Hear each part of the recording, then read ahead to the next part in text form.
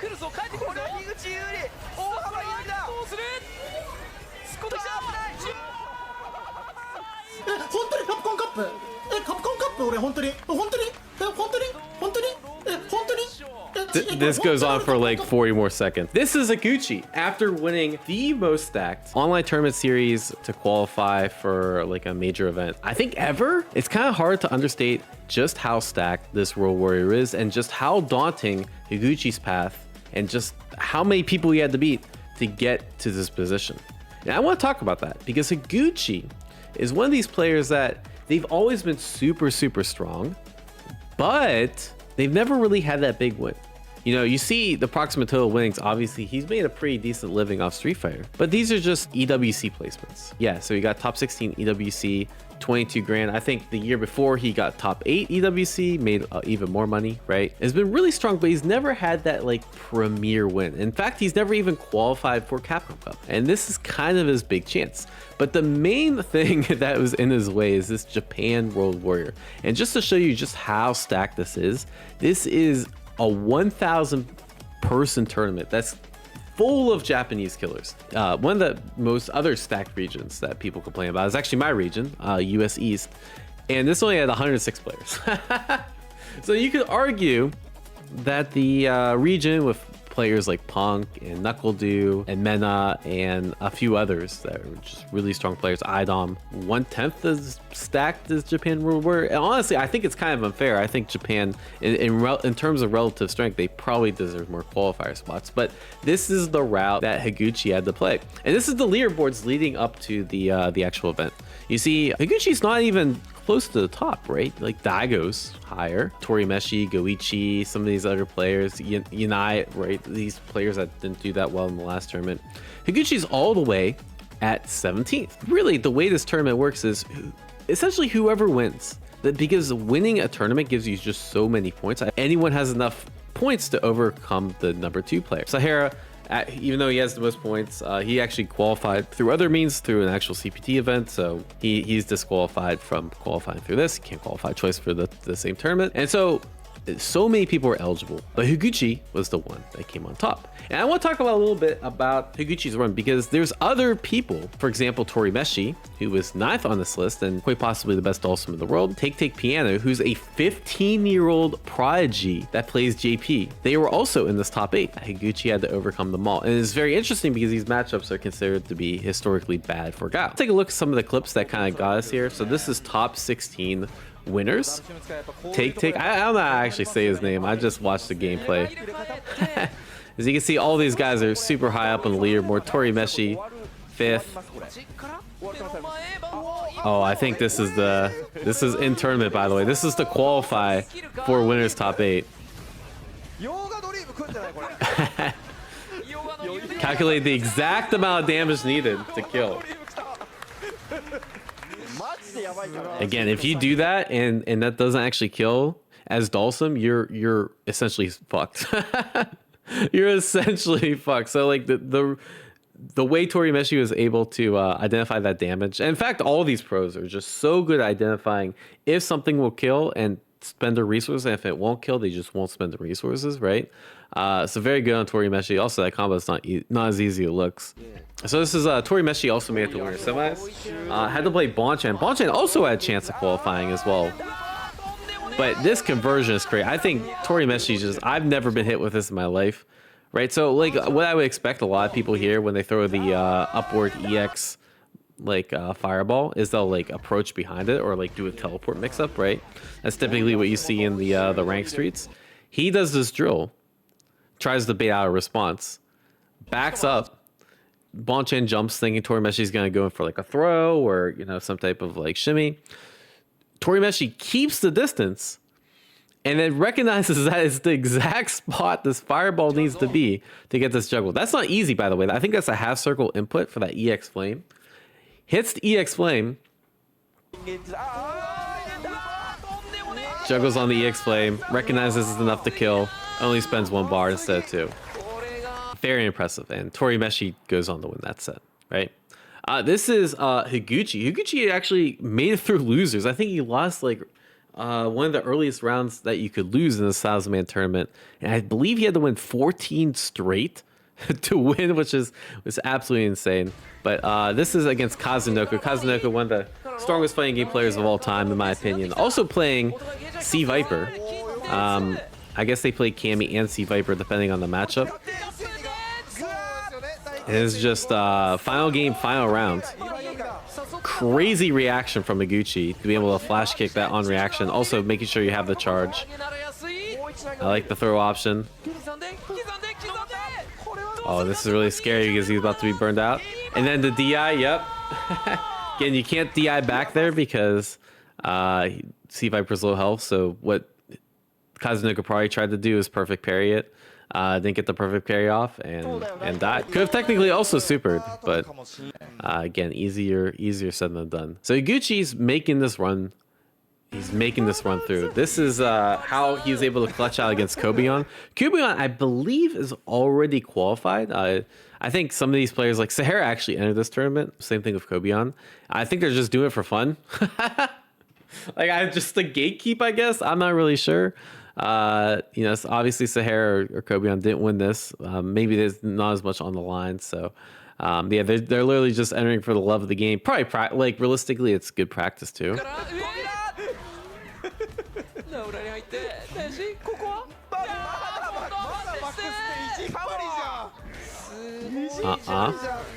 But I thought this combo is actually crazy.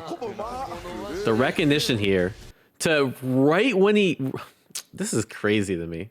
He recognizes, like, again, you don't randomly just pop this install because, like, this, I guess he could technically, but he recognizes that he just got his drive back, goes for the drive rush combo, and then because he has such a drive advantage, he cancels into the DI, and that makes his drive gauge so small, which means he basically needs to focus on parry or taking the hit, right? So he purposely took this hit because if he mistimes the perfect parry, he's just fucked, right? Now he has a little bit more drive gauge to play with, but this is such a bad situation, right?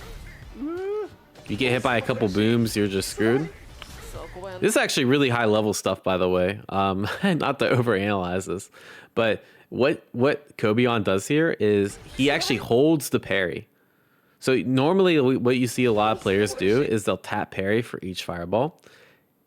He will hold the parry. And for the second one, so that way you actually get back a little bit more drive meter. But unfortunately, there's only so long you can weather the storm. Kobion makes it to loser semifinals. In winners finals, we actually have taketake-piano. I don't know. Y'all can correct me in the comments, right? But either way, this is a weird matchup you don't see too often. JP versus Dhalsim. I would think in my head this is a Dhalsim favorite matchup, but honestly, I really don't know. This is such one of those odd matchups. Usually a zoner to zoner battle comes to who is forced to approach, right? If one zoner has to approach and the other one can just kind of like hold their distance, then usually the zoner that can just hold their distance and stay to their base game plan is the one that wins. And this takes us to the actual event. Again, whoever wins this matchup here between Torimeshi and Higuchi, actually, I think funny enough, I think if Torimeshi wins this, he actually just qualifies for Capcom Cup. He doesn't even need to be taketake-piano. Because he just has more points. Remember, Torimeshi was 9th on the leaderboard. And so I want to take a look at the final rounds from each of these matches, just to see how these are played. Because, again, they're really interesting. And Guile's not considered to be the strongest character. I know that sounds weird because, like, in Season 1, the character is considered to be really good. But, you know, players like NuckleDo, probably one of the other best Guiles in the world, actually switched off Guile for a lot of matchups because he felt that Mai was just generally stronger, right? In this matchup, again, when it comes to zoner versus zoner, the zoner that has to approach generally is going to be the worse off. And you can see Higuchi is kind of bulldogging his way in. But thankfully, Guile has, you know, options like the knee, like the drive rush, to kind of, and the pokes to kind of bully his way in. Yeah, a lot of people consider, like, Dhalsim and JP to be some of Higuchi, like some of Guile's worst matchups, which is kind of crazy to me.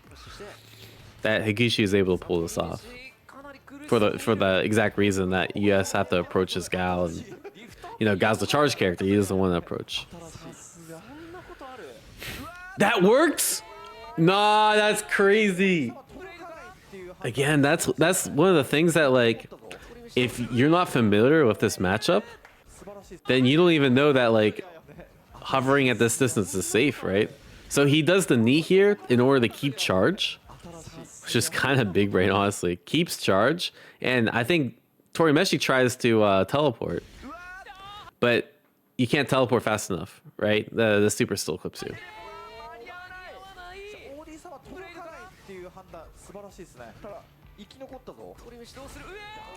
And then once this is just fighting Dhalsim 101, is like when he teleports above you, he can't teleport again, so that's a guaranteed flash kick.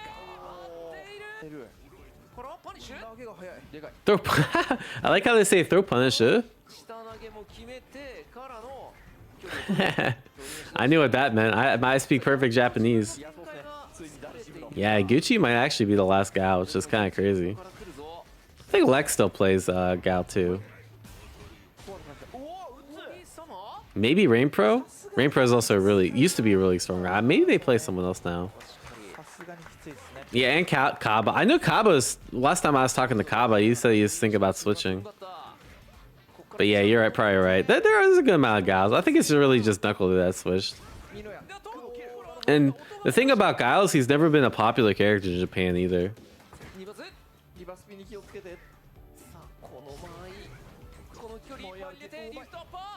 I'm surprised a lot of characters get a combo after they're crouch fierce on force knockdown, but I guess Guile doesn't. Oh, what precision on the timing on the boom, so he had to land into it. This is just not looking good. Oh yeah, guaranteed flash kick. Oh, that's a keep block string. Oh, the bait! Oh, and then yeah, you have to level 3. I don't think Hugo got much without burning himself out, so I don't blame him spending the burnout. But this doesn't put you in the best situation. Even though Dhalsim has the life lead, Dhalsim's pretty weak to DI when you can't counter DI back, right? So you're just trying to like hover, stall for some time. Stall for time. Oh no, this is scary, you're dead! Oh, he could definitely like drive rush and got a guaranteed DI. Oh, what a perfect parry. Yeah, this is how you gotta play this against these zone, like perfect parry. Because if you just regular parry, that fireball won't come out. And he died. Didn't block the over or the low. Actually, let's watch the first match. Let's watch the first match, and then we'll watch the closeout. I mean, this was a 6-0, so I can't imagine it's like the craziest thing. But again, this is another matchup that on paper favors JP.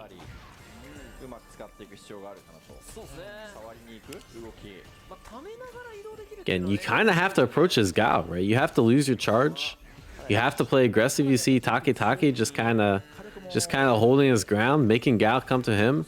If you throw too many sonic booms, you're just gonna get spiked, right? And those spike trades are generally in your favor. Wow, what a DI. That was kind of insane, honestly. That's not reaction. He just kind of read that he was going to throw something out. Yep, anti-air. This... Oh, no. Yeah, you can't rely on the DIs too much in this matchup. I think the young kids are more willing to throw out DI, Like, I feel like most high-level Japanese Street Fighter, you never see DI. And we've already seen Take throw out 2 in the first round. Yeah, good jab trade. Remember that Guile bazooka knee is actually 0 on block, so if you just press jab, then it's basically the best situation you get. Nice perfect parry, bro. People are so good at perfect parrying fireballs now. Good frame trap. Bro, I don't know how to say his name. I'll just call him Piano, bro. Chad's trying to gaslight me at this point. Oh, another DI. Interesting choice. Maybe predicted another boom. I feel like these DIs are generally, you don't see it against Guile too often for that reason, right? It's kind of risky. Maybe he just felt the pressure. And so yeah, both of these guys are actually playing for a Capcom Cup. So Piano. We're calling Piano. Piano wins this. This is actually guaranteed to get in. Oh nah, bro, Higuchi's so good. So again, this is a perfect distance where if he jumps in with a button, he gets anti-ed, right? But he empty jump just to bait that crouch heavy punch, and then gets a full combo. Goes for the reset. GG's. Yeah, let's take a look at the final match. Oh, he keeps going for the resets, I see. The BM level 3, this guy. You know, sometimes you're just like, all right, like I want to be mentally lazy, you know? Honestly, a lot of times like overkilling in this kind of scenarios where it doesn't matter if you spend level 1 or level 3 isn't really like that bad of a thing, right? Because it's like you just save mental energy on like trying to calculate. It's like I could calculate that level 1's gonna kill, but like why bother when it's the last round and I have level 3?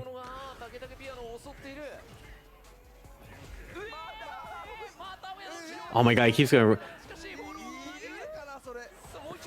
I feel like resets in this game, like going for like overhead reset, is like on paper it's such a bad option, but it works so well a lot of the time. And it's also like a player read, right? Like some players are not the best against the resets. Oh wow, this has to be nerves. Holy shit. Yeah, I think Taketake might be losing himself. This was a misinput on a fireball. Imagine being some of the best players in the world and misinputting fireballs. It happens to everyone, I guess.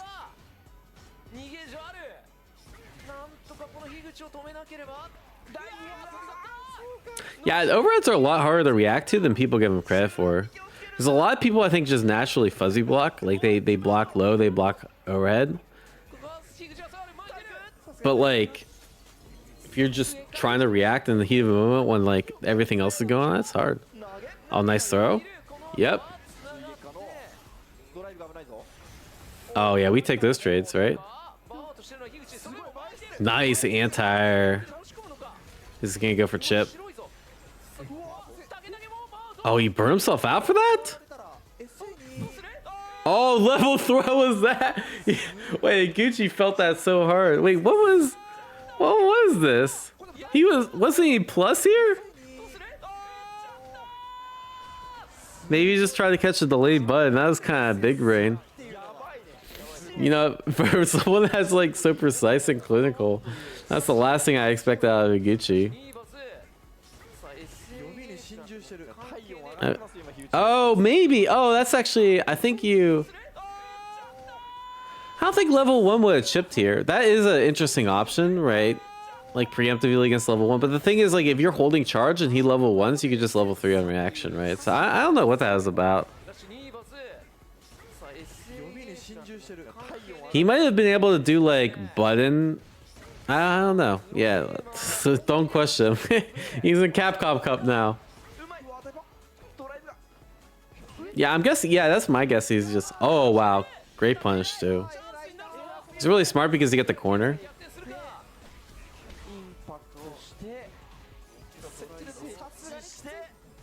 And now this is so much drive gauge. Yeah, I can't believe Taketake didn't win this. Oh, that's so unfortunate. Oh, yeah, you're dead. Wait, never mind. I think he could have killed with level 2, right? Am I tripping? This is looking bad because you can't take any trades now if you're... And then the overhead hits. That's crazy. Yeah, this is definitely a misplay. I feel like... I mean, again, you're 15, so you're probably a lot more nervous than most people would be, right? But like this is... So the thing is, you want to DI check Guile, right? Like you expect a lot of like top players to be able to react to DI, but the thing about Guile is his super's on charge, right? So you can't actually react with super. You can't pre-buffer it either because you'll just lose charge. So anyways, yeah, our boy Higuchi won. I'm proud of the Gooch. Expect nothing less. 本当に本当に本当にそう本当にそうなんだな本当に